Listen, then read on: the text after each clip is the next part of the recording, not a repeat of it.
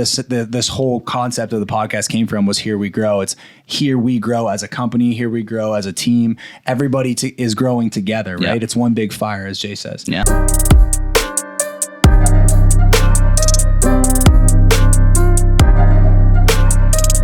Welcome to another episode of Here We Grow. Today I'm very excited because I don't know if you recognize this guy. He looks relatively familiar. It's like looking in a mirror, but smarter and dumber for me. No, smarter and uglier is what I usually say. You were right about the dumber part, I think. I think I just justified the smarter and dumber because I'm the dumber one. Yeah, right. This is my brother, Brandon. He is just getting his licensed officially. We were shooting another podcast earlier and I saw him working in an office. I'm like, get the fuck in here. Let's go. So this guy's just coming off of Texas, which if you watched the last podcast, Trevor and I were just complaining about missing. Big EXP event in Texas. They actually had Tony Robbins there. And he did his own thing. So I want you to talk about that in a second, but I thought this was a good question for you. So what scares you the most and what excites you the most about getting into real estate? I think I'll start with what excites me. The thing that excites me is just all the possibilities, and being around a group of people that are just so motivated. I mean, being at Dallas before I even start with a transaction in real estate was motivating in itself, but then coming back here and being around the office, people are just excited that you're here. And I think that's going to translate into business, which I'm really, really excited about. What scares me is you can definitely see how people kind of get overwhelmed with that, right? Like you make a sale, it's almost like addicting, or that's what I've heard at least, right? So making sure that you have a balance. In Dallas, they're talking about health, wealth, and legacy. So I think just making sure that I kind of treat every third of that equally will be really important when I get into the business. Yeah, it can be. And you've seen it from the outside, obviously, with Dad being in the business for over 20 years, and obviously me now. I think I'm 6 years in. How much of a toll it can take on your family life, right? And I think it's important. I love the phrase, you have to live like other people are willing to or are not willing to live now, so you can live like no one else can later. I do think that is kind of relevant in any industry that you're in. If you want to be good, I mean, you had a hockey background more so than me. But you have to work harder than everybody else if you want to have success. So there has to be some sort of sacrifice there. But yeah, I think the balance thing is very, very important. If you've realized that off the hop, that's good. As for the addicting thing, yeah, it's important, but you can't get too into getting a deal done because you got to put your client first, one, and two, there's also downs in the market as well. And there's also a lot of stuff that you're going to have to go through. So one of the very first EXP events that I went to, I sat across from Michael Reese. And he said, he's a huge agent, doing very, very well. And he said, the richest person in the room is the one who's received the most no's. And he was the richest person in the room. So, there you go. It's an uphill battle, but anyways, I'm excited that you're getting into it. So I want to talk about the EXP event in Texas. I think what's really cool is we're very, very lucky. I try not to, throughout this podcast, to talk too much about EXP because obviously we have that kind of stigma that everybody at EXP is, a recruiter and trying to bring people in. And it's really not what it's about. It's about what you just said. Yeah. They found a way to line up every single person at the company so that it's an agent-owned company. So we never had the vibe that we have in this office like you're getting to see. Yeah. I was here long before that. And when we were just an independent-owned company, it was just Nadeau Realty before. And we never had that kind of vibe in here. Yeah. And now it's like everybody is, we just had a good chunk of agents make it to Texas that are all coming back like you. I walked by an office and Brandon's just vibrating in the office, fired up. So we never had that before. We're very lucky to have that now. But it's because of what EXP was able to do. We're excited to be here. We're excited to see other people successful because in every other office, which obviously you'll never get to see hopefully never get to see the flip end of, at every other office, the best agent at the office gets the best splits. They get the best leads. They get the best opportunities, and they don't want other people's success really does kind of put a damper on their success. Whereas here, it's the agent-owned company. So if our company's doing well, our stocks are up. Yeah. The way that the revenue share model is built, I am financially inclined to make sure that you're successful. Yeah. Right. Yeah. So let's just go day by day through Texas, arriving, and walk us through how awesome it is. Cause I'm upset that I missed it. And I know that it's a pretty phenomenal place to be. So yeah, definitely. You said it was really big, but it was also very like intimate too. Like everyone that you're running into is taking time to talk to you. And these big names, like I met Michael Reese, like I met Jake Kinder, Al Stasek. Like I met all these big guys, which is really cool. So maybe I'll start with the first day. So we showed up, we're going into the conference center, which is a massive building, like insane spot in Texas there. And we walk in. I was pretty intimidated. Like I'm walking in fresh off the plane with freshly Dad. licensed. Yeah, freshly licensed with Dad and Sandra McKenna, who also just came over. Yeah, just joined. So we're both kind of like, what's this all about? Walking around, and everyone's just like you said, like vibing, like me in the office, just like so excited to be there, which is really cool. And then immediately you start talking to people, and it's really cool just to see how everyone's willing to take time to chat with you. That's kind of like the overarching theme that I took away from everything. So we get checked in, we go upstairs, drop our bags off, whatever, and then we're right back down going into the conference right away. So we get in. The first day was pretty good. They kind of talked about the model and stuff, which obviously like I know quite a bit about just from being around it. Right.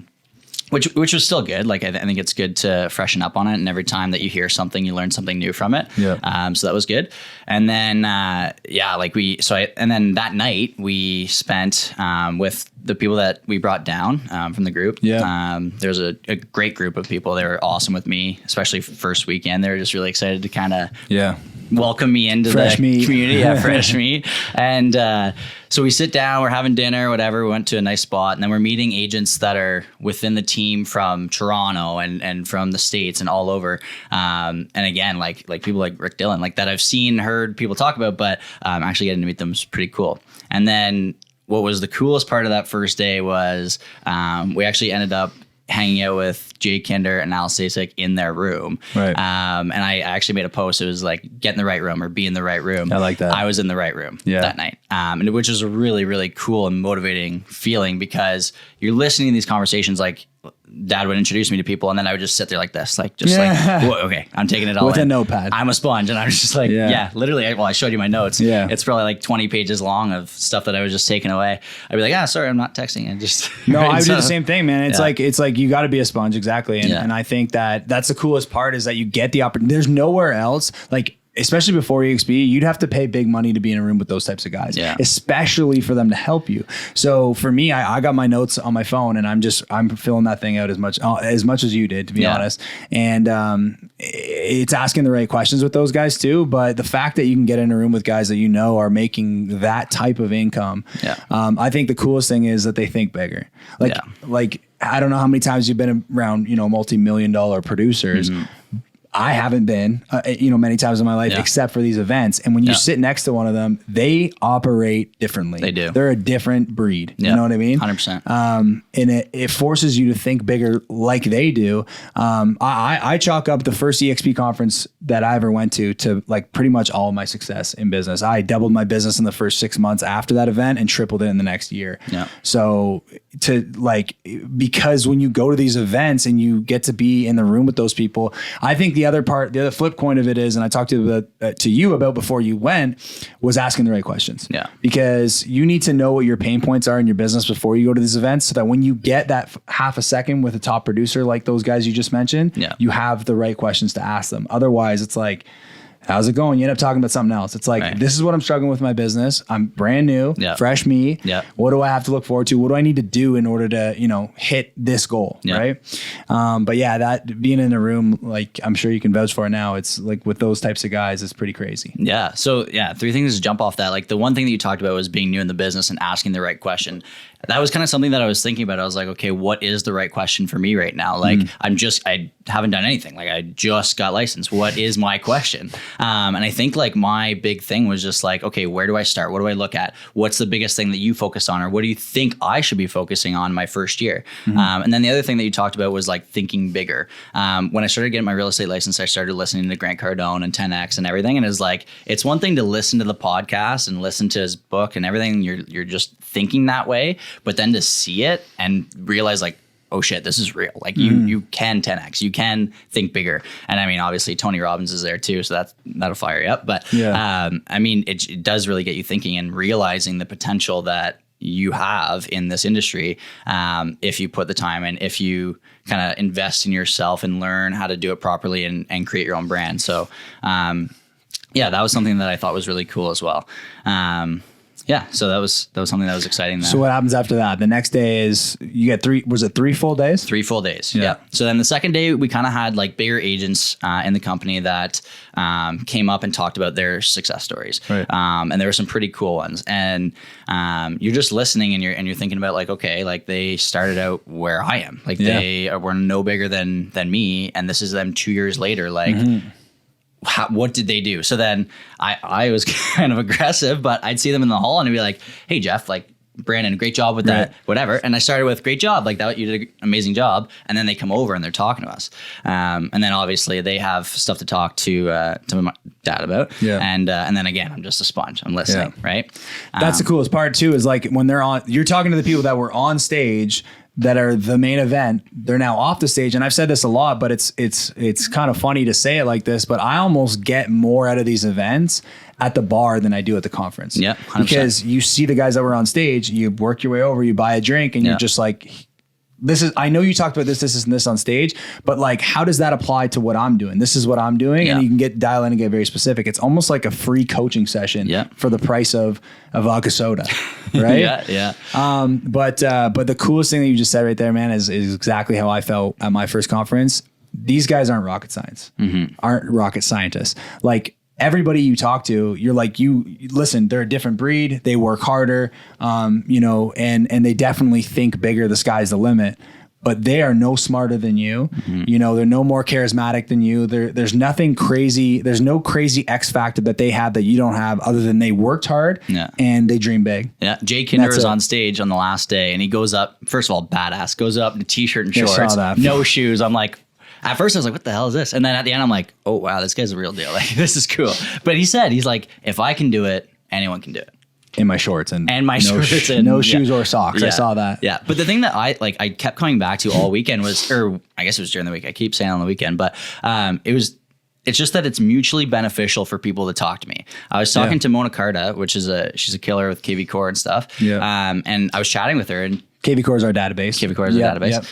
And we're talking with Dad, and she was saying, I've got kids now. She's like, I am motivated to like invest in your son to benefit my future kids.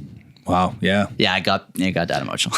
Because in the company, right? Because so what she's trying to say is like the people that she's attracted to the company with EXP's revenue share, she earns income off of everything that they produce. So even though Brandon's not directly within that group, he's helping the success of this company, which helps the stock of the company, which helps all of those agents that she has, and your revenue share. So everything that she has with every person she's ever attracted is willable. So she's going to give that to her kids one day. Exactly. And that's just straight up passive income that they have. All they have to do is have a real estate license, and they have a certain amount of time to get that real estate license after she passes away too. So it's like, it's crazy, man. It's emotional. That's why you see like so many people and people I think get overwhelmed by the energy that's coming from EXP agents. And there's a reason that we're yelling from the rooftops. There's a reason people are getting emotional and saying things like, this company changed my life. Yeah. My thing that I would say is, and I would challenge every realtor that's watching this right now, if you can't say that your brokerage changed your life, maybe you should have a look at another one, because almost 100% of the agents at this company are saying sentences like that. Yeah. This company tripled my business in 12 months. This company changed my life. Yeah. Right. Those are mine. Like, it's totally turned around everything that I do. And the biggest thing is it's helped me think even bigger than I ever have before. Which is going to change the entire course of my life. Yeah. Right. The other thing that was cool too is like all these people that you're meeting, it's not like they're telling you stuff, but they're also like fired up for you to do well. Like I was talking to this one guy, Phil, and he's like, man, I can't wait to see you in a year and see where you're at. Mm-hmm. He's like, this was me a year ago. I can't wait to see where you are. That motivates the shit out of me. I'm like, I want to fire it up for Phil. Yeah, absolutely. Let's do it for Phil. Let's do it for Phil.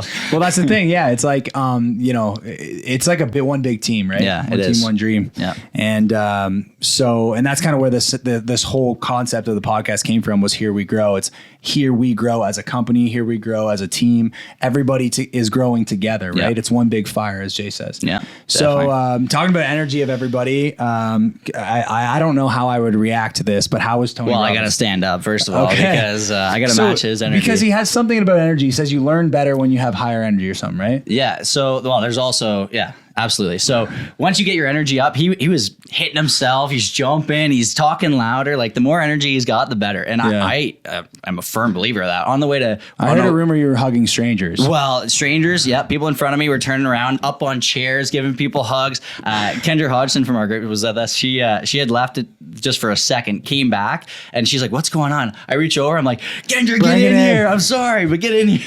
I can just see dad and I would be the same. I feel like I can just see his face, like, what is going on right now? No, yeah, I'm sure it's not for everyone, but it got me going for sure, and I was right into it. Fully. I would do my best to buy into it, but I can't say that. I don't know if I'd be because I know Tom Ferry does the same thing. Yeah. I can't say I'd be jumping up and down and clapping my hands, but his performance must have been pretty wild, though. I mean, he's one. I would say he's probably one. He's definitely one of, if not, I think he is the biggest motivational speaker in the world. He's got to be nodding his head. Yeah, he's talking about the different presidents that he's worked with and stuff. I'm like, wow, jeez.